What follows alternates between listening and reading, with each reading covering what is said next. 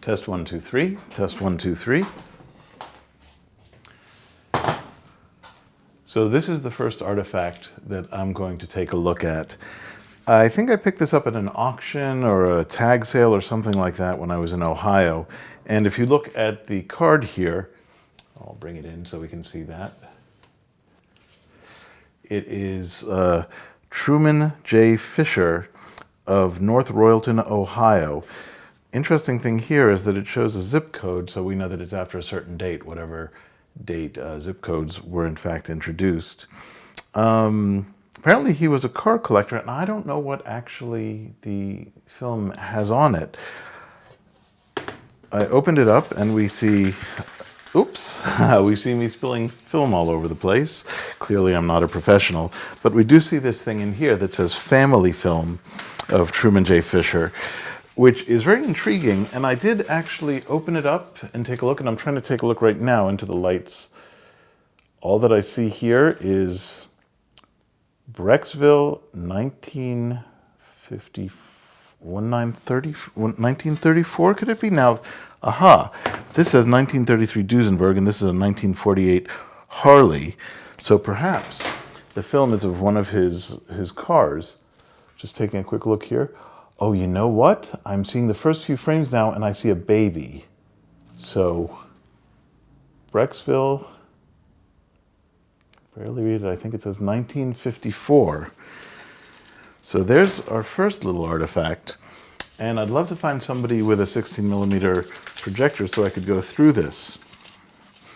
And while we're on the subject, this isn't the only 16mm film that I picked up at that tag sale or auction.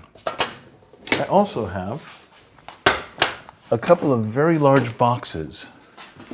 See if I can pull back so we can see that a little better. I did open this up at some point, and as I remember, it was very hard to open up the first time, but apparently it's not so bad now. It was very rusted and dirty. And if you look on here, you can see this is also a Truman J. Fisher item. And it also says the Cino Company, Truman J. Fisher. Or C-I-N-O. So I assume that he worked for that company.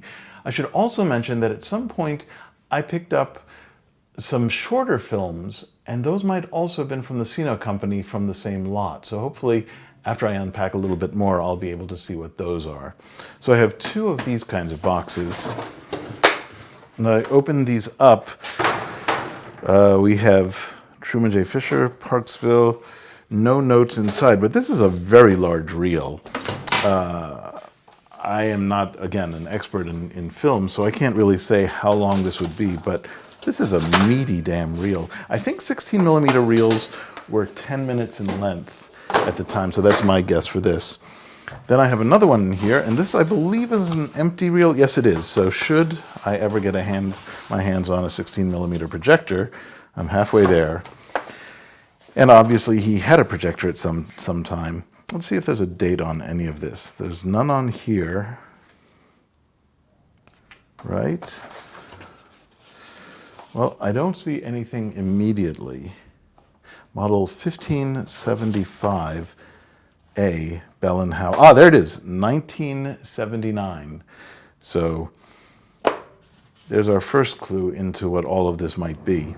Hopefully I'll find those shorter films soon, and then we can put the pieces together. And even better, if I'm able to find a 16mm projector, then I will post the results, as long as it doesn't show anything that I think would be identifying or embarrassing.